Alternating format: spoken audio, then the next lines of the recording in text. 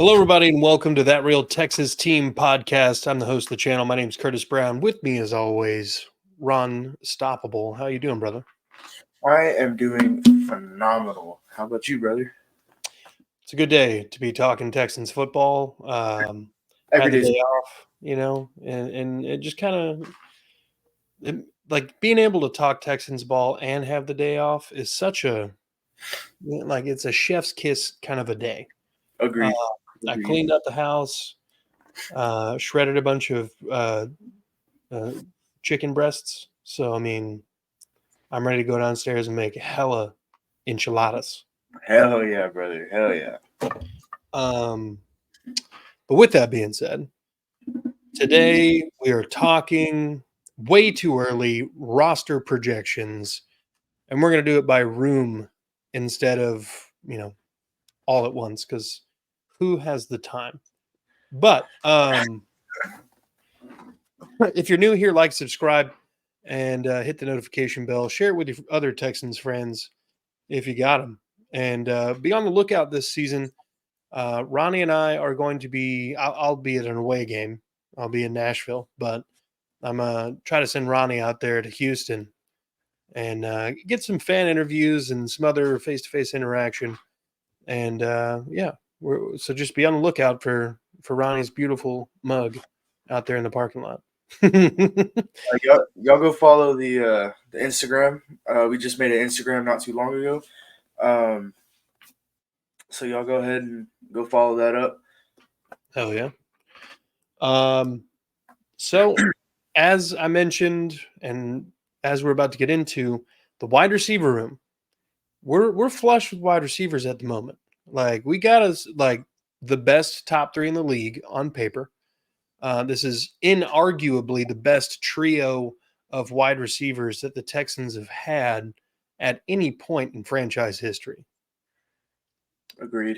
On paper, this trio hasn't played it down together, but last year there was only like 4 games where Nico Collins and Tank Dell were on the field at the same time. So I think there's a good addition in Stephon Diggs, but does his addition necessitate some of these other possible veteran or younger guys being cut? We'll find out. So we have 12 wide receivers currently on the roster. Got to get down to 6 or 7 conservatively when you're trying to get down to a 53-man roster. We will have the benefit of an extra preseason game for further evaluation on each of these guys. So I would imagine that nothing happens to trim the room down as far as the bottom 3 or 4 guys until the final game is over. But let's run down this list here. Nico Collins, Stephon Diggs, Tank Dell, John Mechie, Robert Woods on the last year of his deal, Xavier Hutchinson on a rookie deal, Steven Sims, 1-year deal, Jackson Janke, undrafted free agent, believed to be a 1-year deal, Jaden Janke, his brother, 1-year deal, undrafted free agent, Noah Brown, 1-year deal, Johnny Johnson III, 1-year deal, Jared Wayne, 1-year deal. So there's a couple guys that, just based on the length of the contract, I think you're okay with getting rid of. And some of these dudes are destined for practice squad purgatory. Mm-hmm. And that's just sometimes the role to play. But some of these dudes are a little on, like, they should probably be on the roster. So what's the first name you think you feel comfortable eliminating from this list? Honestly, probably Wayne. What was his first name? Jared Wayne? Yeah, Jared Wayne and Johnny Johnson are my first 2. Okay. Only because I never seen him play, Yeah. Well, Johnny Johnson played a little bit for us last year because of the injuries to wide receiver that we had. And I think he's played sparingly in the league. The same with Jared Wayne, but it's literally just mostly reserve special teams reps. Like, oh, we need you. Get out on the field. Yeah, exactly. But yeah, mostly the lack of play time that I've seen personally. Yeah. So I mean, I'm more comfortable, kicking them to the practice squad. Good. That leaves us with 10 bodies still, and we got to trim down. We're just going to make it a definite 7. Okay. So we still got 3 bodies to trim. So obviously, Diggs and Nico and Tank are staying. Yeah.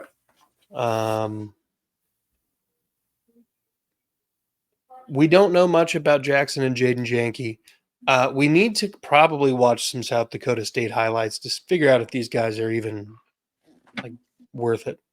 Yeah. But the fact that they came as a package deal is kind of interesting to me. Maybe they're like twins or something, which I'd be cool with. That'd be chill as a narrative. On here. But Steven Sims is not brought in to play wide receiver. He can, and he's shifty, and he's kind of a slot guy. Yeah.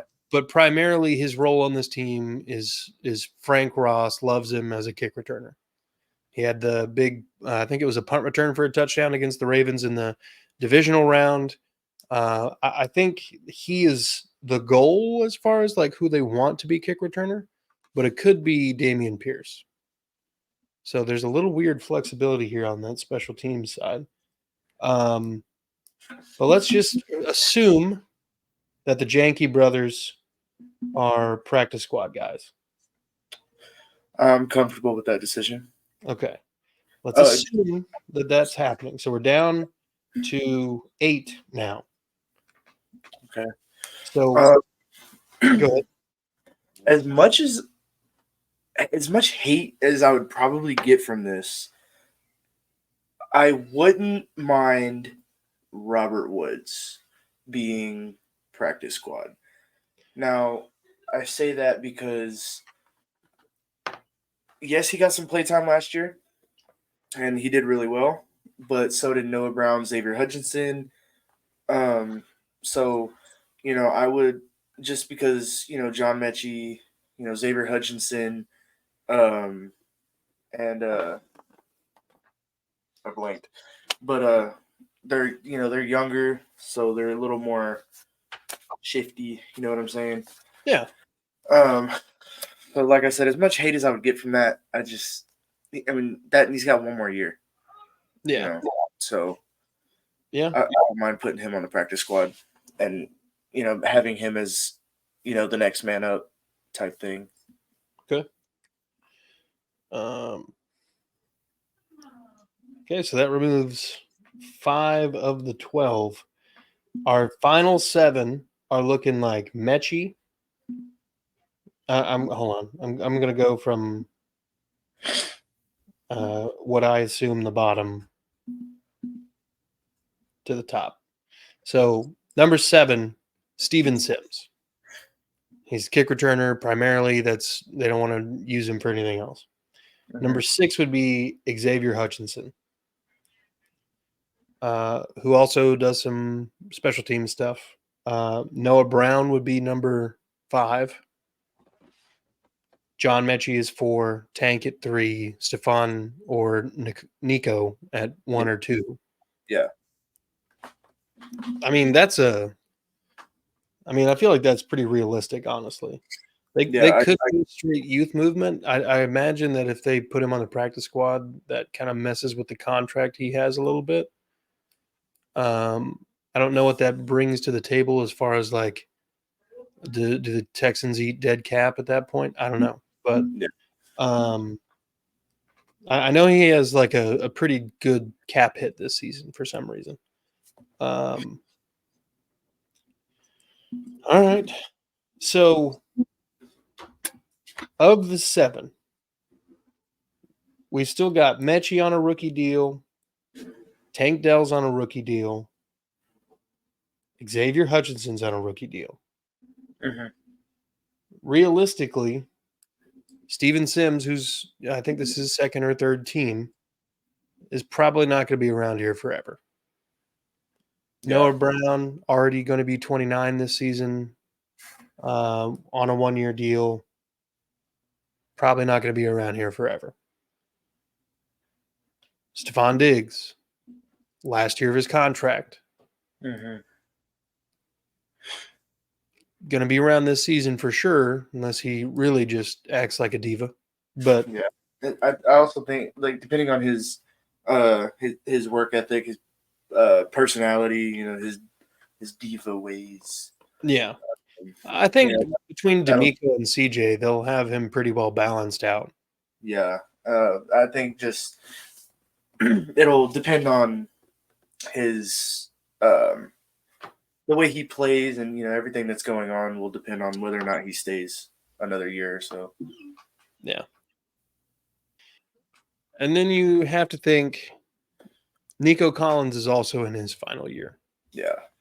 Nico Collins is also in the middle of a prove it year in a sense of like, all right, you did it once. I need to see it again. Can we we'll do it get again? money. Yeah.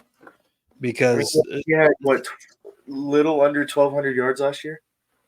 I think so. He had 8 touchdowns, like 80 something receptions. Yeah. It was a decent season for the man, and he missed a couple games. Yeah. And honestly, if Tank Dell wouldn't have gotten hurt, almost week 14, week 13, he would have definitely had 1,000, 1,100 yard season for sure. Yeah. So yeah, I mean, but we'll get to Tank. We'll get to Tank. So my thought here is this: worst case scenario, the Houston Texans have a solid year this year, and win in the divisional round for the first time and advance the AFC Championship game. From that point, anything else is just gravy. Yeah. The offseason comes. You got to make a new deal with Nico. You got to make your decision on Stephon. Robert Woods has probably been picked up or something. Yeah, he's probably already talked to other teams. Exactly. Steven Sims walking out the door. Noah Brown's leaving. So that leaves you at the moment with Tank Dell, John Mechie, and Xavier Hutchinson. And then the guys that we had on the practice squad. Yeah, which, I mean, Xavier Hutchinson, John Mechie, and Tank is not a bad receiving core. It's not the best, but it's a pretty good, receiving core. Especially how, Xavier and John did, last year towards the end of the season. So I think even if we lose everybody else, we still have a fairly good offense. Yeah. Yeah. I don't know that we necessarily like if Stephon and Nico leave in free agency next year, there is going to be a definite dip from CJ Stroud if that happens. You think so? I think so, because I haven't seen enough out of John Mechie to be like, all right, he's reliable going forward. Yeah. You know what I mean? He's had some rather unfortunate rolls of the dice, and he's making his recovery, and he's coming back from. He's got another year between him and a pretty bad ACL tear. Yeah. So, I mean, Mechie was one of those that's like he's not on the bubble, but he has to start showing something. Yeah. Yeah. I agree with that. Yeah. And then Xavier Hutchinson. I like his big frame. He's a little older for a second year guy at 24. I think he's got I think he's got some deep route ability, and I think he's not afraid to go over the middle and take a hit. From what I've seen, he's very active on special teams, and I've seen him get in on some pretty good tackles, but I don't know if I would trust him to be in the top 3 of the wide receiver room. So realistically speaking, because the Texans didn't spend all their cap money this year, so it's going to roll over next year, and they're still going to have a good amount of cap space. Yeah. Realistically, you're either going to keep Nico or Stephon Diggs, and logic would tell you go with youth on that one. Which would be Nico. Nico, obviously, yeah. So you bring back Nico, you have Tank Dell, and we're back at square one essentially. I feel like best case scenario, we get Stephon back on another 1-year deal, and then what he does after that is kind of, because especially if we make it past the divisional, we can only improve from there, right? So, if Stephon feels that he can continue to make improvement on the team, then maybe, just maybe, he'll stay for another year, hoping for that long run Super Bowl title that Houston well deserves at this point. Yeah. The making city and the team, making one of the best, fastest rebuilds in NFL history.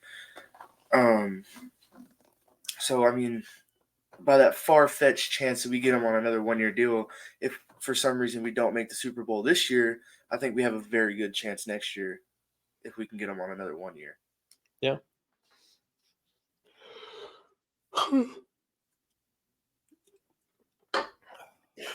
But so ideally, you're bringing back Nico. You got Tank. You got John, Hutch. You're probably drafting some receivers, right? I would think so. You would. I mean, maybe not necessarily top 3 rounds, but you're probably going. Yeah, you're probably looking at rounds 4 through 7 for some, depth guys. Guys especially who could become. Especially if you're going to be losing, 3-4 receivers out of your receiver room. Yeah. So, and especially top 7 receivers at that. So, you definitely want to get some depth on that. Yeah. Just for fun, if we had to trim it down to 6, who would you cut?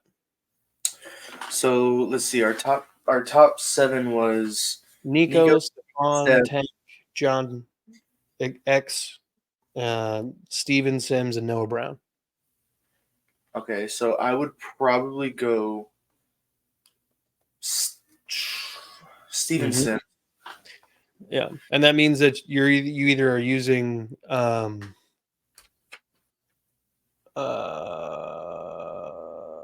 Jahar Jordan, Damian Pierce, or Kalen Bullock at safety as kick returner, punt returner. I was about to say. Yeah. But as kick returner, I would stick with Damian Pierce. I mean, he did a hell of a job at kick returner. He got 3 towards the end. He had 1 touchdown at the end of the season, but he had a few pretty good returns. Yeah. I mean, it seems like kind of at the end of the year, Damian found like an extra motivation. Yeah. And you could really kind of see it. It was good to see because that's how you want to respond. Yeah, I think he found his place for sure.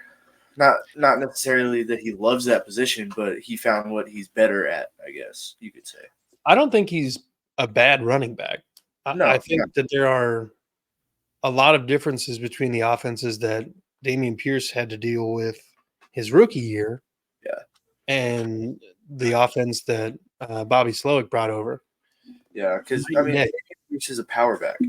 He's not. I mean, he's got some speed, but he's not like, hand it off, run to the sideline, then cut up for the touchdown. You know what I mean? Right. He's more like if it's 3rd and 1, 3rd and 2, 3rd and 3, punch that bitch up the middle. Yeah, I mean that's what Damian Pierce's MO is, and the first year, the offensive line was not doing him a lot of favors. Yeah. Last year, when he was taking most of the reps, it was the same situation. Titus Howard didn't play until like week 5 or 6. 5 or 6, yeah. We had a backup center, a backup left guard, and a backup right tackle, all playing while Damian Pierce was doing his thing. It was like playing fucking week 2 in the preseason. Yeah, essentially. I mean, Laramie Tunsil's out here like, I don't even know these guys, but somebody you don't know. Right. So, I mean, when you got Michael Dieter at center, Yeah. a guy that you traded for from the Pittsburgh Steelers and Kendrick Green, Mm-hmm. who's been on the team for a week or two. Mm-hmm. And then you got Shaq Mason, who's Yeah. A solid. rookie. Or Yeah, not Shaq- rookie. yeah, I played him in high school. I did. I played him in high school. Really? Yeah. He went to a high school in Tennessee called Columbia Central. And I played at Hendersonville High School. And we Gotcha. played each other in the state championship 2010. Damn. Yeah. I was the nose guard and he was the center. So we Oh, literally played all day. You didn't get no sacks that game, huh? He was the smallest one on their offensive line, and he was basically the exact same size. Oh wow. Yeah. Well, I mean, like, it wasn't. I didn't get any sacks, no, but like I also, as a nose guard, I'm supposed to eat blocks anyway. Yeah. So like I'm supposed to be insulted if they're not double teaming me. You're just a drop and make a pile person. Yeah. Nobody gets up the middle. that was the goal. That way the linebackers could run through and just annihilate somebody. But their running back had legs like tree trunks. It was ridiculous. That's how my high school running back was. He was a monster. Like his legs were probably the size of my fucking torso. But back to Texans football. Yeah, back to Texans football. So look, I think Dameon Pierce got a bad rap last season. There's definitely some evidence to say that he's not seeing the field very well. I'm not saying that he's not a flawed running back. He still has a lot to work on. He split a bunch of reps in Florida, so he doesn't have a lot of tread on the tires, and he's only 23 going into his third season. Mm-hmm. Or no, he might be 24, but I think he's got some upside, and I think Joe Mixon kind of coming in and being an established name at the position is going to help him a lot.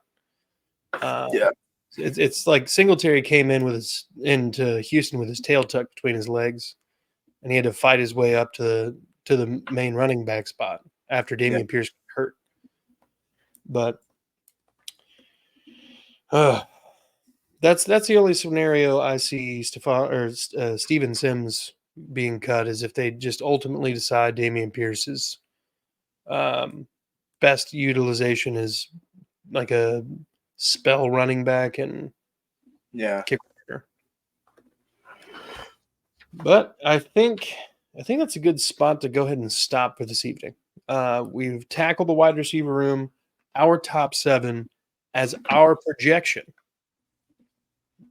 Nico Collins, Stephon Diggs, Tank Dell, Noah Brown, John Mechie. Wait a minute. Yeah, Noah Brown, Xavier Hutchinson, and Steven Sims. Yep. So, not a bad crew. I think CJ Stroud's got, without a doubt, a full complement of weaponry. Mm-hmm. That would mean that we're letting go of one Mr. Robert Woods, a locker room plus. Not because he's a bad locker room presence. It's the exact opposite. In fact, he is a plus in the locker room. But yeah, I think it's going to do it. That Ron, you got anything else to say? I do have a question. So with Joe Mixon coming in, do you think that opens up more room for the screen passes? Well, I think the offensive line kind of necessitated a lot of the screen passes. I think that like just the patchwork that they had to do last year kind of made them more frequent. Mm-hmm. I would imagine that they don't go quite as heavy as screen pass this year. Not to say that that's a knock against Joe Mixon. It's not that Devin Singletary and Dameon Pierce couldn't do it. It was just most of the time the offensive line was just dog water. Fair. And Titus Howard did not play well at left guard. It just was not a thing that was good. Yeah. So, I mean, I imagine that Joe Mixon will probably be the focus of a lot of screens, but I don't imagine that an uptick in screens happens because of Joe Mixon. if that makes sense. If that Yeah, makes sense. okay. Well, folks, like I said at the top, hit the like, subscribe button. We're trying to grow the channel. Take a look around you at a Texans game, and you might see my face. You might see Ron's face. We're going to be walking around doing fan interviews. You know, we might do a change your mind or change my mind tent, table, something. Where you walk up, you have a Texans opinion, or we have a Texans opinion, you got to change our mind. So, without any further ado, folks, be good people. Ron, thanks for your time this evening. Yes, sir. Peace.